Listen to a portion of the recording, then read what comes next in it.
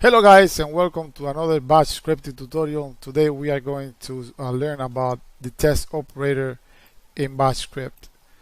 So in batch script there are three types of tests that we can do. We can do numeric testing, we can do file testing, and we can do string tests.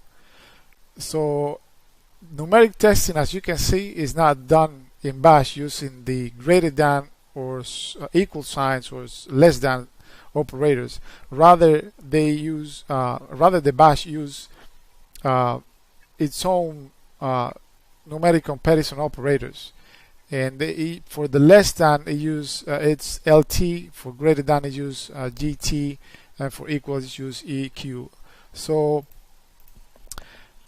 in order to test whether two numbers are equal, for example, if we wanted to test whether 1 is equal to 0, we use the test command followed by the condition 1 equals to 0.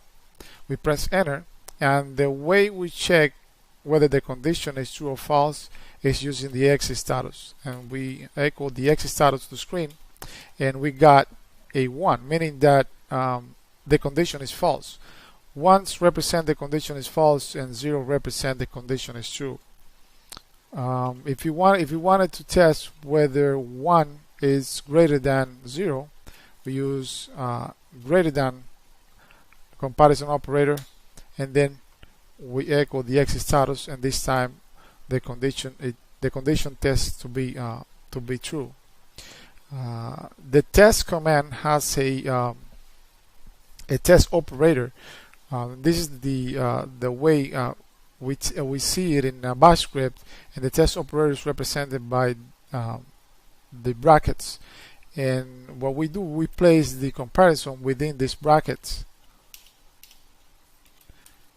In this case, we test in whether 1 is greater than 0, and then we are going to command chain the echo command in the same line.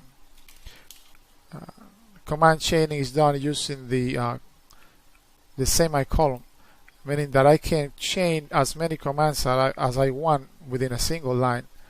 So I press enter, and the condition test to be true. I can do this numeric testing also using variables. For example, if I were to assign the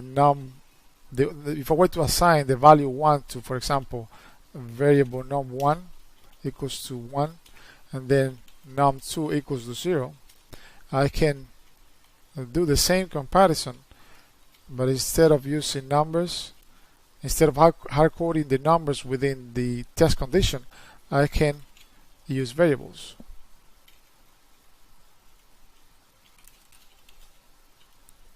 Press enter, and the condition still equates to true.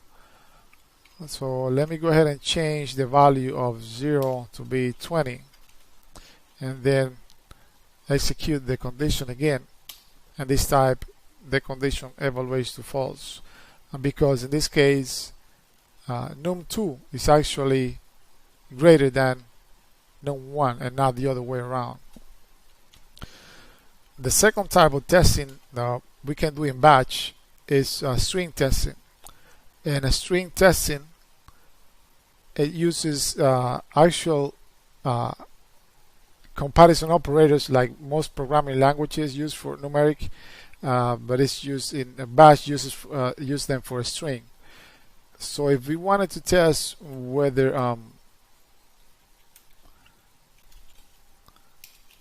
the word John it's equal to the word Johnson, we place him inside the test operator, and we use the greater than, actually we use the equal sign to test whether John is equal to Johnson, and then we going to chain the exit status next to the test operator, and then we got 1, meaning that evaluates to false. John is actually not equals to Johnson. So if we wanted to see whether Johnson is smaller than, if you wanted to test whether John is smaller than Johnson, by the way, when I'm saying whether two strings are equal or smaller or greater than, I mean lexicographically. when evaluating strings, we gotta get in the habit to place a string within double brackets, and then we use the condition within double brackets.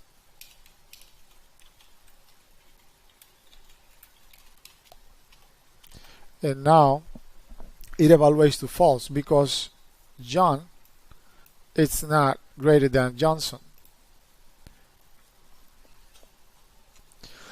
We can also use variables within our test comparison instead of hard coding the strings like I did in this example. I can actually declare two variables, name 1 equals John and name 2 equals Johnson, and then I can place my variables within the test comparison. Name 1 greater than name 2, press enter, and it's false. Remember, Johnson is not greater. John is not greater than Johnson. So this is another way we can do test comparison using strings. Also, we can test whether a string or a variable contains a value, and for that we use the -n operator followed by the variable name. In this case, it is true because we have already initialized name 1 equals to Johnson, so name 1 is not empty. We can also test whether a variable is empty using the -z option, and now it evaluates to false because name 1 variable contains a value. So when testing, when doing this kind of testing, you actually don't need to place the strings or the variable containing string within double brackets.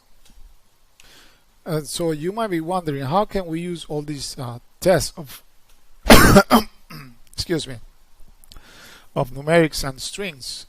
And we can use them, we can place them inside an if statement, and the if statement is starts using the keyword if, then followed by the test operator or the test condition.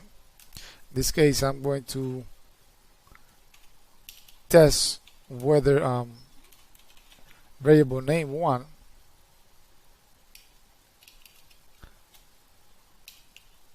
it's not empty.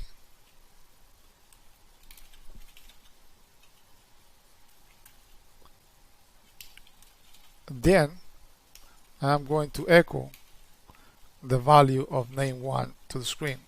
Actually, I'm going to say something like my name is name 1. And then finally, notice that when I use the if statement within the bash terminal, the bash, every time I press enter, the bash, the prompt actually changes from the usual prompt to this blinking cursor, and this means that the bash actually is waiting for input and the if statement has not been completed. So in order to close the if statement, I use the fi keyword and then I press enter. And now the if statement executed, printing out my name is John, because this condition evaluates to true. So the way we read the if statement is, if this condition is true, then execute whatever command we decide to use, and then we close the if statement. In this case, if name 1 is not empty, or it's actually is set to some value, then execute a command, and finally we close the statement. Another type of if statement is the if-else statement, and that is similar to the if statement that we saw before. But in this case, let's say I wanted to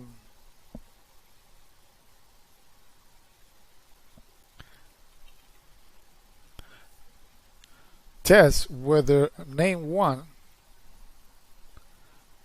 is equal to a specific value or a specific string. In this case, equals to let's say John. Then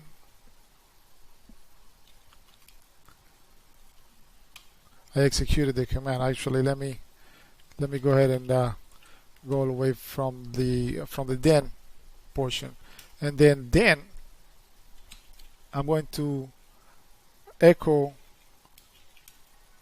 I am name 1,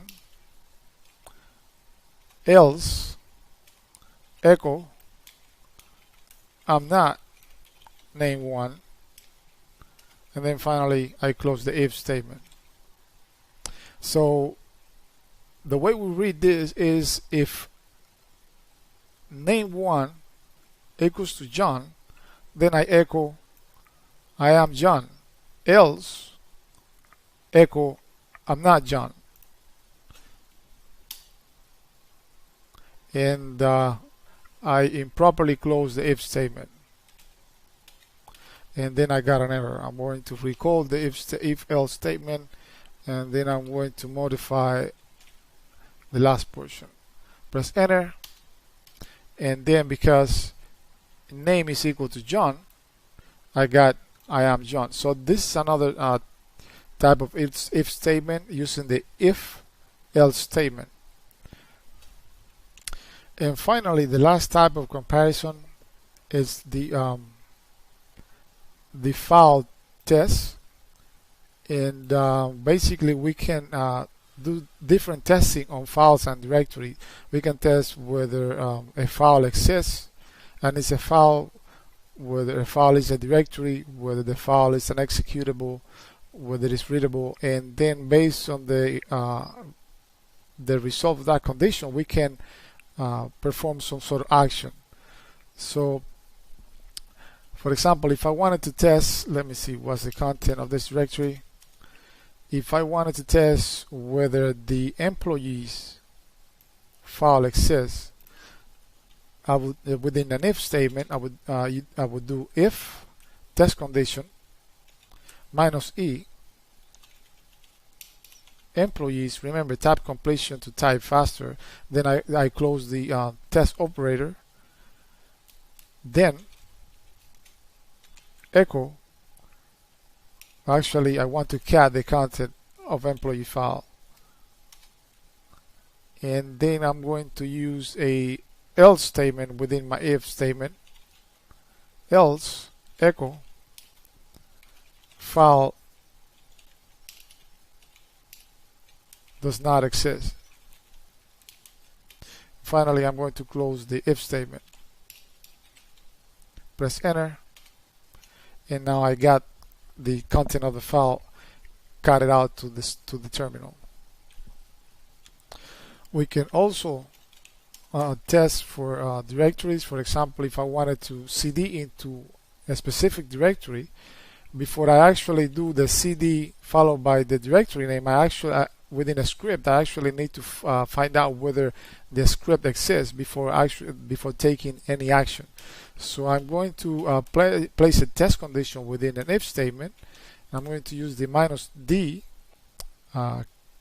option, and then followed by directory name, close the condition, then cd into dir1, else echo directory dir1 doesn't exist. And finally, I'm going to close the if statement. And as you can see, now I'm inside directory 1. So this is another way you can use the test for directories and files. I did not cover everything as when doing condition and testing. I just wanted to go over the basics. Again, I hope you enjoyed the tutorial, and see you in the next tutorial.